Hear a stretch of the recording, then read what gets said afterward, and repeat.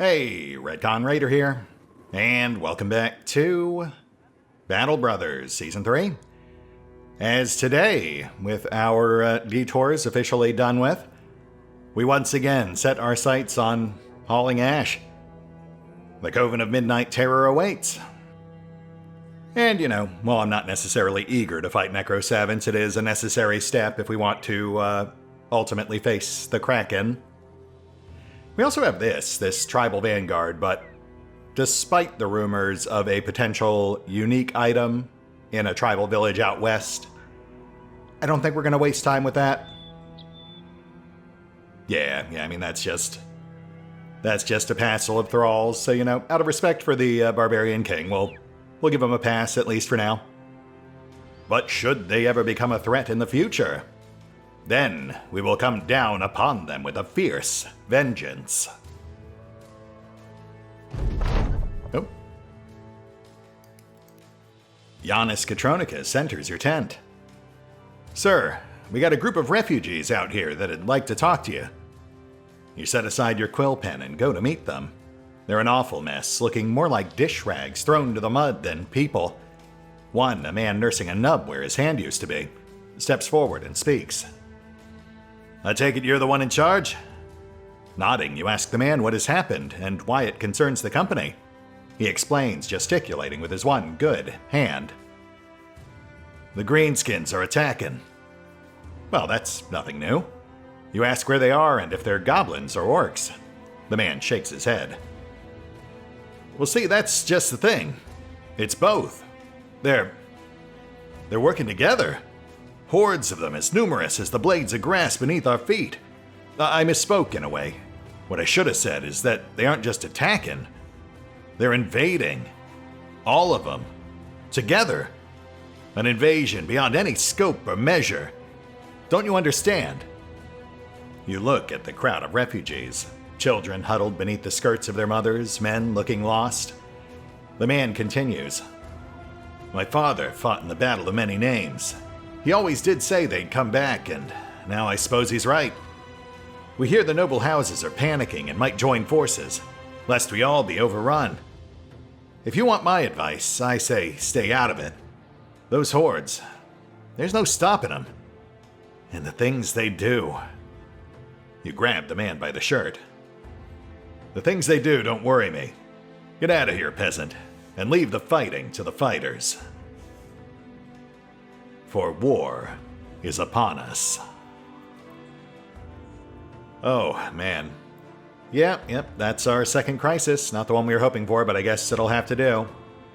Which unfortunately does forestall our... Well, I mean... Oh, and what do we got now? Kingsrook the Sergeant approaches with a pained look on his face. His helmet is in his hands as he wipes his brow. Scapegrace, you should come and see this. You inquire as to what it is you are going to see. I don't have words for it. You'd best come and see with your own eyes. You look down at your work, plotting the march for the coming days. But judging by the look on the anatomist's face, it can wait. All right, guess I can spare a moment. Let's see it. You get up and have him lead you to whatever it is that's causing an issue. You come across a throng of brothers circled around something or someone. Breaking your way through the crowd, the company quiets as you come into the clearing to find Drakiith the Flagellant, unconscious on the ground. His back is stripped raw, and you think you can even see a rib or two. Thorns have broken off his brutish whip, embedding themselves in his flesh, and his skin hangs in strands where it hangs at all. It is good he has passed out, not because he would be horrible in pain, but because you think he might not otherwise have stopped. You order the men to clean him up, dress his wounds, and hide his tools of misery. Yeah, I was really kind of hoping he was over that, but that is the downside to having a flagellant. Honestly, it might be worth our time to just go ahead and grab a monk at this point. I think they can actually stop them from doing that. Ooh, that's tempting. Oh, but not with a crisis looming, and with a Necrosavant fight right ahead of us. I mean, I think we can handle it, but, you know, we really shouldn't tempt fate. Not under current circumstances. Yeah, especially not after both Drak and Epic sidelined themselves. We don't have a ton of spare frontliners. That what we're here for? Arrow asked, gesturing with his bow towards a hulking group of hooligans lurking nearby. No, that actually, Rook quickly corrected, pointing with his pike towards a low set of old Imperial ruins long crumbled, strewn with bones and debris. Huh. Alright, Arrow said, peering as the barbarian seemed to give the place a wide berth. And yet the raiders went straight in. And of course it was no surprise that, as they approached, they were met by an ambling horde of skeletal undead.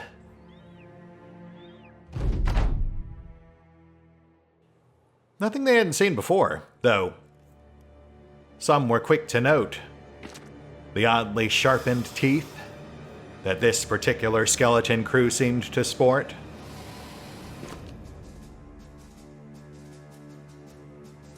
Ah, yes, this should do quite nicely. Focus on the ones in back, if you don't mind, Rook instructed.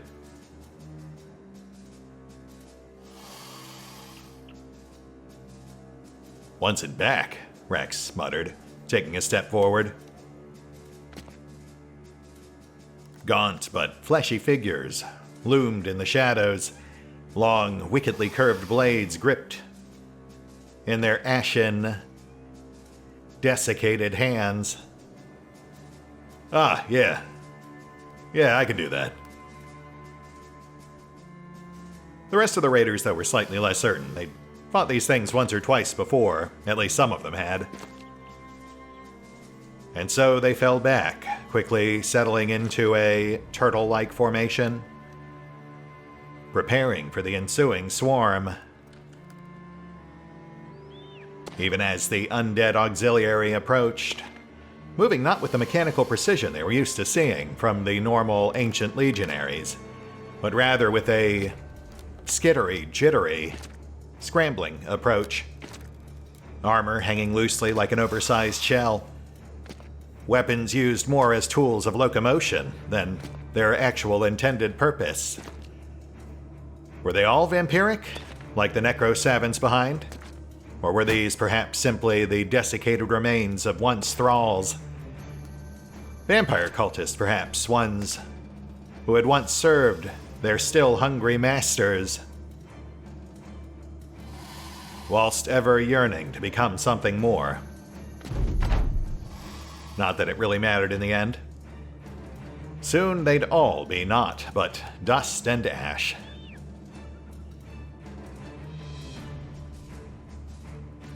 A frenzied flutter of wings, and grim Gaunt soon framed the raider formation.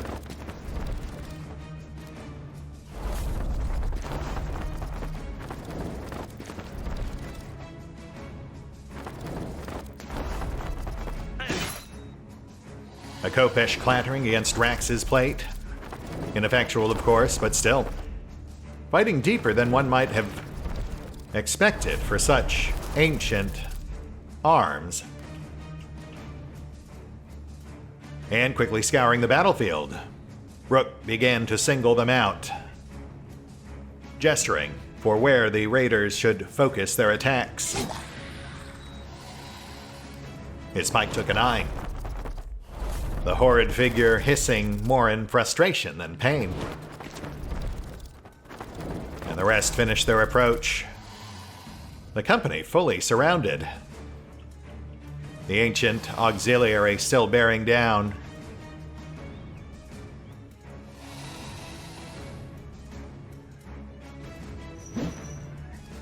Might not be a great place for random, but too late to rearrange now. We'll make it work.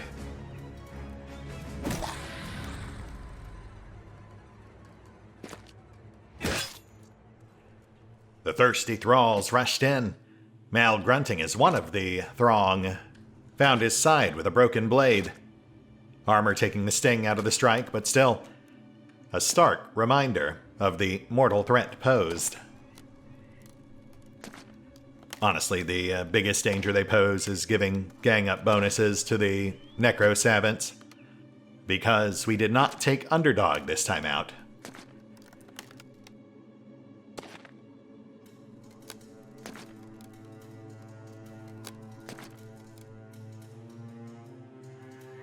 At the captain's signal, Trip and Zarmal let their nets fly. Two of the beasts pinned down, somehow unable to disentangle themselves despite their earlier apparent ability to disincorporate their corporeal forms.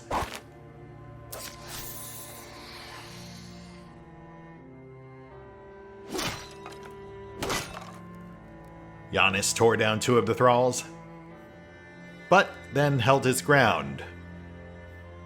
His eager step forward, halted by Rook's steady hand. Glancing back over his shoulder, he nodded toward Arrow. Oh, right, yeah. Sorry. Though Rassel stepped away. A swift swing and an unfortunate miss, and he fell back in line. Rax tearing into another figure as well, its body all but split, but still somehow clinging together by a single rotten thread, before pulling back together like some obscene toy. The fanged figures fought back, heedless of any danger the raiders seemed to pose. Their ragged wounds strangely bloodless,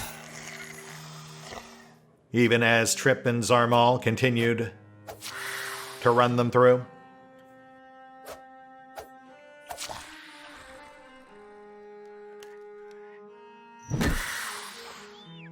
A crack of Random's flail, fracturing bones, finally driving one to the ground, where Rook swiftly ran it through, piercing its withered heart.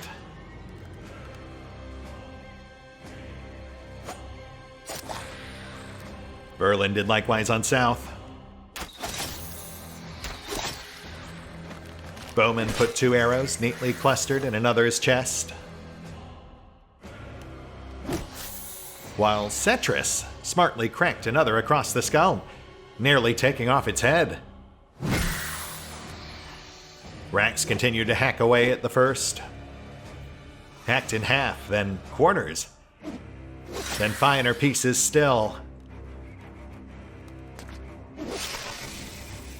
Giannis finally darted in, his own Khopesh flashing, the Necro Savant's head separated from the ruin of its body. Rassel stepped out of line once more, likewise striking another Necro Savant's head straight from its shoulders, the tattered form bursting into ash and bones. The billowing net slowly settling over its now ashen remains. It's funny, you actually can see how they were kind of modeled the same if you look at the ones on Mal specifically.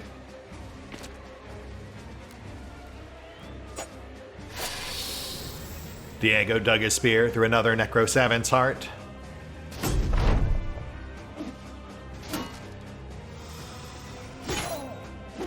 And so it went.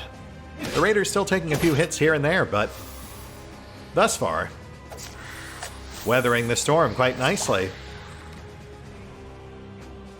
Though there were still a fair few thralls to deal with. With half the company turning their attention towards the corpse core, whilst the rest stayed focused on the ash holes.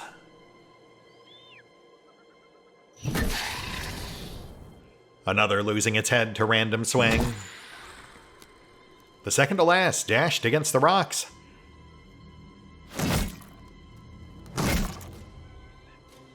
Rax grunted and simply started dispatching skeletal foes. several other raiders following his example. The fight was all but won, but as ever, best not to ever truly drop their guard. All it takes is one bad turn.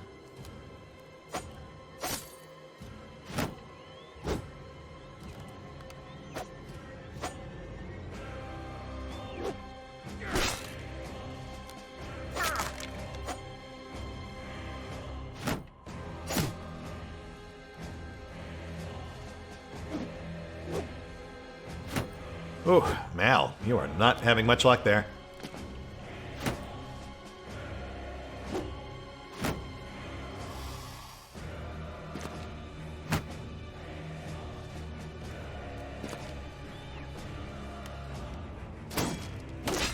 Giannis took another down, then fell back, remembering to keep bowmen covered.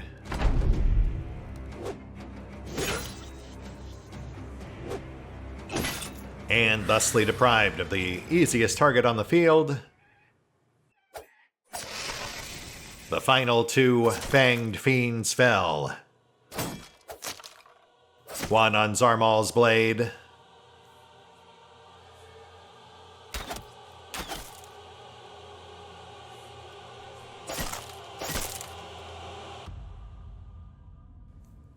And the other...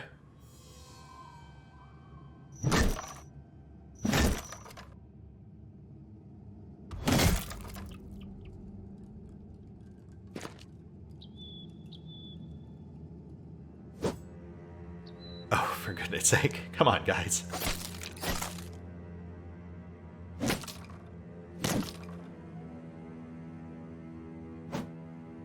Oh my goodness. I swear, if it actually ends up getting a solid hit on someone... Mal? Come on, Mal. Oh my gosh, guys. Yeah, I mean, just hang tight. We're not going to leave Arrow open with a hungry Necrosavin in the mix. Oh, gosh. And that is exactly why. One last frenzied flutter of wings. A sudden flash of a Khopesh Trip's arm nearly separated at the elbow. The old man gasped, clutching his blood-pumping wound. Even as it spattered across the Necrosavin's gnarled form, its flesh almost visibly revivifying beneath that crimson spray.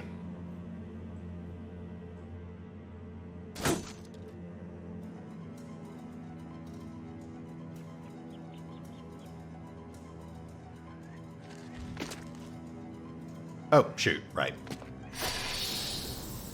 But no harm done. Okay, Diego rushed in. Spear driving through the last beast's chest as it ecstatically imbibed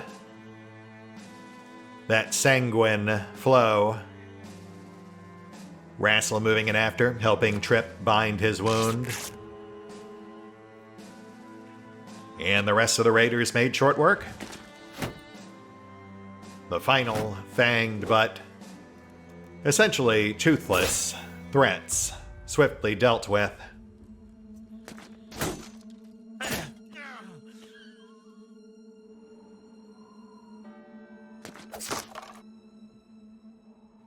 Oh man, almost made it through that with everyone intact. Sorry, Trip, just how the RNG goes sometimes. Oh, but look at that. Sir Grimm's Long Pike. Named Spedum. Not a weapon I use very often, but an interesting one. Essentially a two-handed spear. Plus 3 sparkling ash, or shimmering ash. Oh, leaves us just one short, but I guess that's fine. We'll have plenty of time to find another Coven whilst we're dealing with the Orcan threat.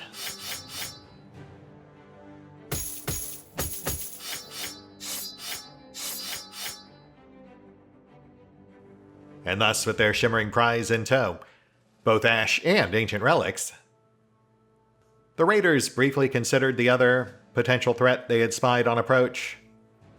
Though, I mean, honestly, honestly, I think we'll give that a pass. As tempting as it is, we're already a bit beat up and going into our second crisis here. So, you know, we'll at least try to stay focused for once.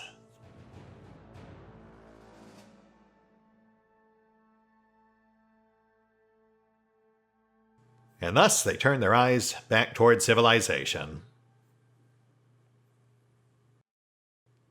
With several raiders sitting on the sideline waiting to recover from their various wounds. Some self-inflicted, but you know, just how it goes, I suppose. That's why we've got reserves. No one's dead. Let's head for Helvik. We'll circle wide, see if we spy anything new. We do still need Trot, and we do still need a Lindworm. So, I mean, those will be two big exceptions I'm willing to make as far as detours go. Plus, pretty much any champions we encounter, since that's a guaranteed named item. Battle site, okay. Ah, direwolves. Yeah, you know what, why not? We're right here. That'll be a nice, easy one. Stumbling their way through the winter-locked woods, the raiders found themselves beset by a host of hungry horrors. Though certainly nothing they hadn't handled before. And as they approached, Val was quick to note no signs of the strange affliction, the strange mouth-foaming madness that had consumed so many other beasts.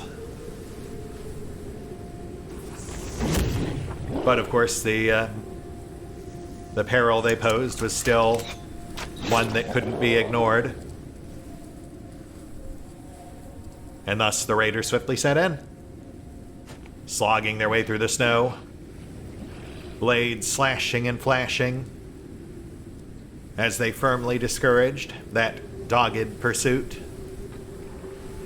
Honestly, this is just like legitimately overkill. I don't think we've got a single person in our party here who'd really be under much threat from these guys.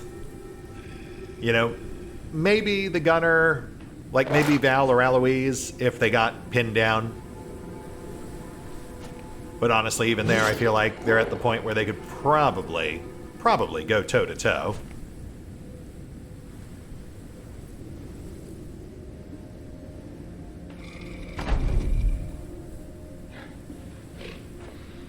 A few furred fiends fell away, fading into the forest as they moved to flank.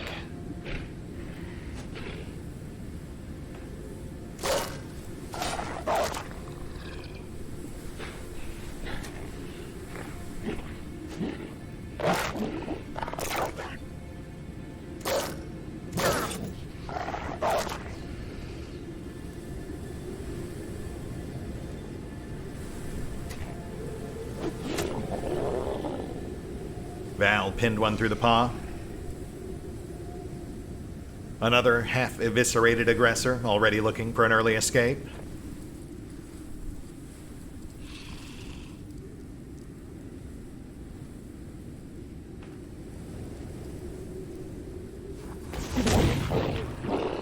But too late. A blast of shrapnel sweeping the field. The first two furry furies undone. Bowman dropping a third. Honestly, the main thing the raiders really seemed to be struggling with here was just the terrain. Unaccustomed as they were to that slush and snow. Which, you know, is something I'll definitely take into account if and when we do another season in the future. I've always liked Pathfinder. You know, I skipped it this time because I wanted to try some other builds, but Pathfinder's definitely one that I like to have just for the convenience, if nothing else. Though, I mean, there are definitely times when it also really helps save the day. Though, as with everything in this game, it does come at cost, since there are other traits you end up not having. Gotta make sure I have room for duelists next time, too. We ended up with so many cleavers and, like, 0 duelists in our crew. That's really one of the perils of having to lock in all your perks before you have an idea of what sort of endgame gear you're going to get. I mean, who'd have thought we'd have ended up with so many one-handed cleavers? It's honestly pretty absurd. Not that I'm complaining, because, you know, as anyone who's watched my first season might know, or maybe the second as well, I love cleavers. They're one of my favorite weapon types.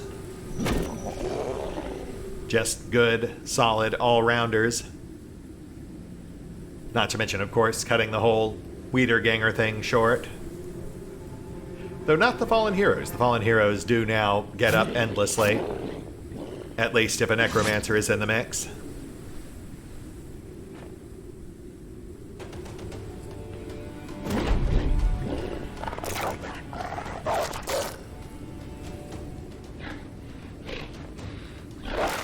Hey, glad you could join us. Just in time to get shot by your entire back line.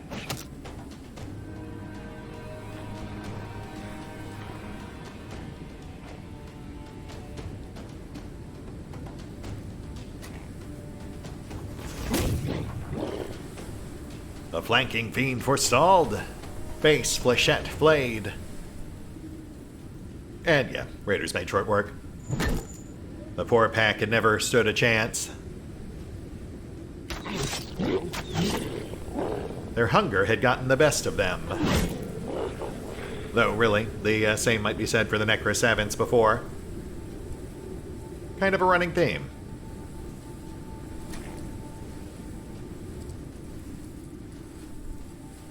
Let me just get this ramped up real quick. Who gets the final kills?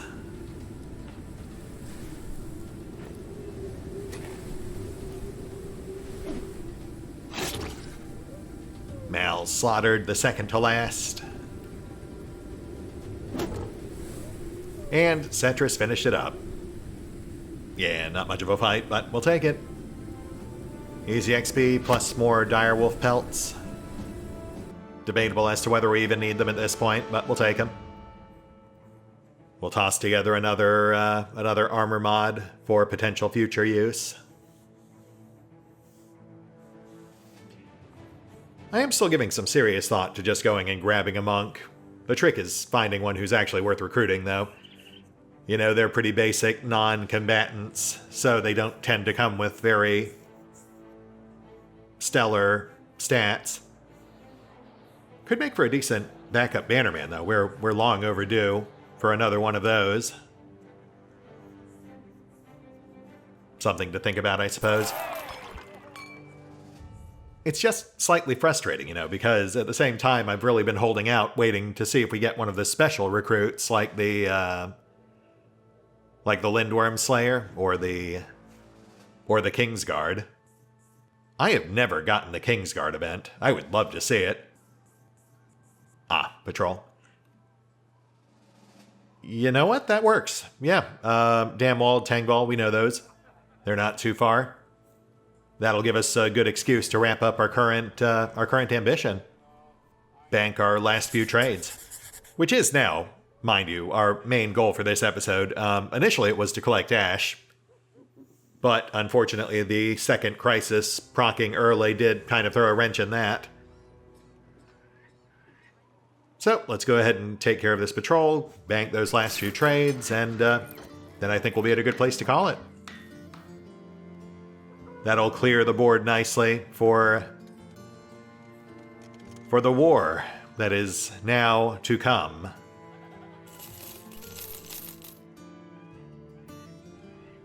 Ooh, that's a thought. Actually, having an open slot also leaves us the potential of getting an Orc Slayer. That's another event I don't think I've ever actually seen.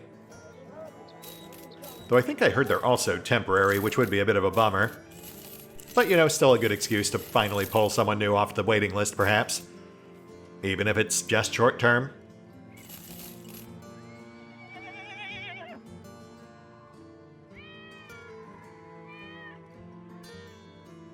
Alright, let's run this patrol. we are headed for Damwald. Good old Damwald.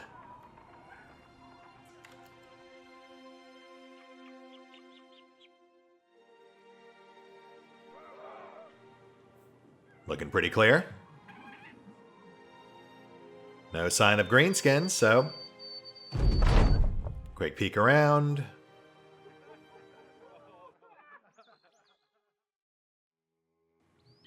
Ooh, okay. Wow. Really thought I was going to be selling these at a loss, but we actually made a slight profit.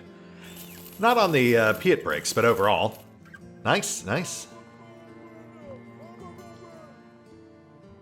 We'll go ahead and dump these too. I was holding out until we found a place where we could get better prices, and this seems to be it. In fact, you know what? I don't think we really need the military cleaver either. At this point, we're practically swimming in unique cleavers, so no point in keeping a vanilla tier 3.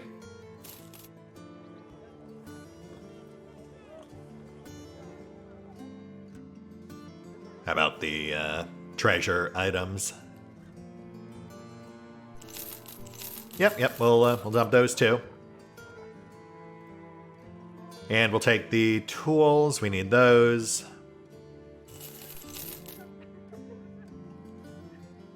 Alright, on we go.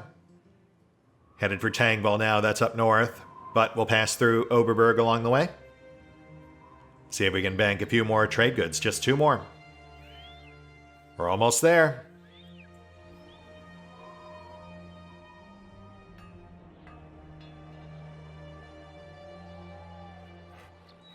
Quick peek in the local shops.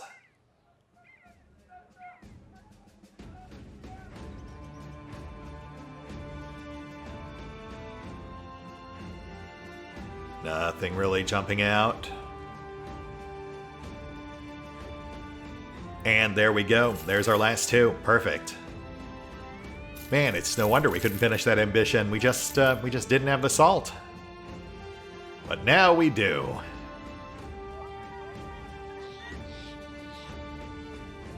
Not sure if we actually have to sell that or not to count, but let's say. And that's a no. The thought bore down on you from the start, and it's one that escapes many a mercenary captain. A thought so simple that perhaps its very simplicity camouflages it from a sword-wielding leader's ego. If the RetconRaiders are to be traveling from city to city looking for sellsword work, it may as already have one foot in another vocation altogether. That of trade. You picked up on it quick, realizing that goods carry a different sort of currency than which appears at face. A value hidden from the eye, and hidden in the ripples of time and location themselves. Now you spend evenings struggling to tabulate the crowns. For once, it's a good problem to have. Lovely. Ambition cleared. Still got a little time left. Let's see what else we can get into.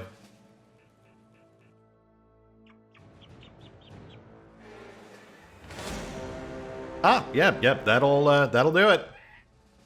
A primitive 2-pronged attack. The raiders see it coming from a mile away, of course, but nonetheless take the bait. Running down the poorly armed primitives on their flank, even as the chosen bear down from behind. No doubt intent on catching the company unawares. But alas, as with many a foe, they have woefully underestimated exactly what they're walking into.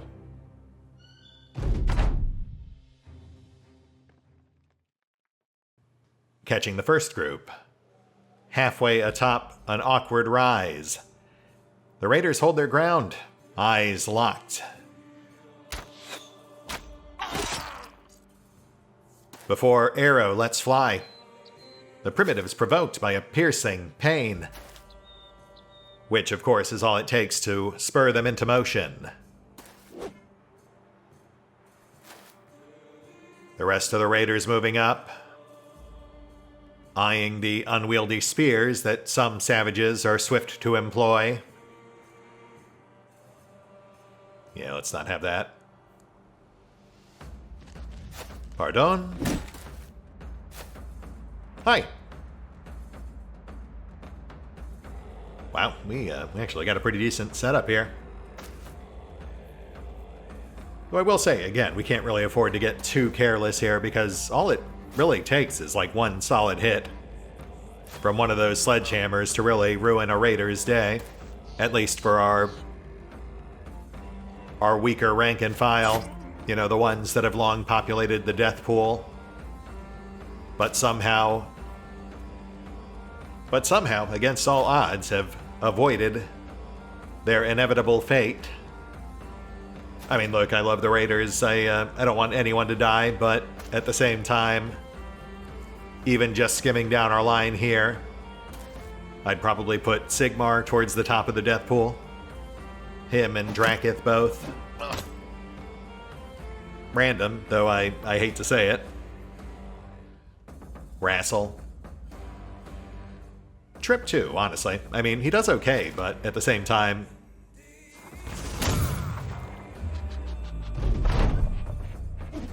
Just realistically speaking, looking at characters in the order they're apt to die in if and when it ever really hits the fan, it's the inherent frailty that I really worry about. You know, characters like Seymore and Trip, who do tend to soak up a lot of injuries.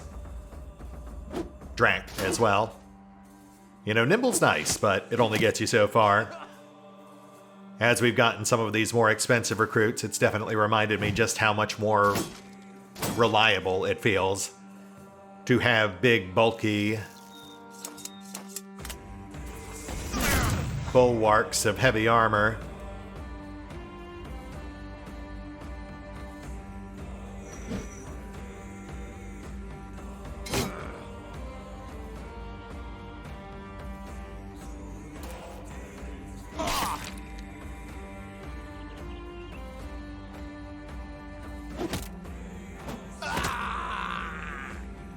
The first foe fell, tossed out by Tommy, but the rest were already on their way, badly beaten and bloodied as it was.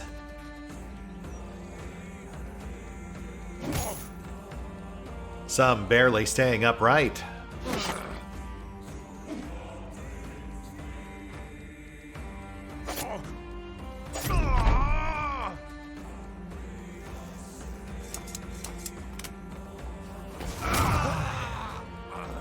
And an entire cluster are moved on north, marked for death.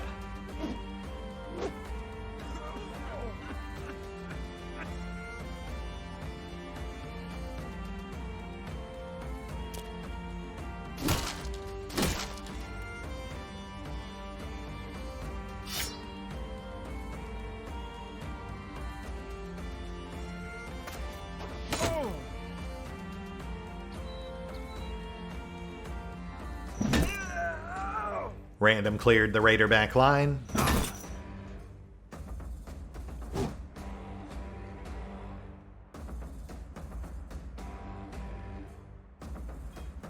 Seymore sidestepped. Splitting another in twain.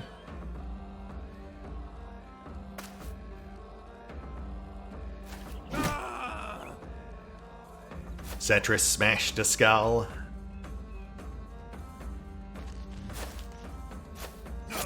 And Verlin vivisected the last. Hey, level up for Mal. Lovely. Not much in the way of loot, but we'll take it all. And you know what? As much as I'd like to take that other group as well, we should probably go ahead and call it there. For now. I mean, that'll be a nice warm-up for next time around. As we settle into our second crisis. Man, Greenskin Invasion. That'll be interesting. It does require some fairly unique new tactics. You know, orcs and goblins both have their own unique fighting styles. But now we get to deal with both at once. See you then.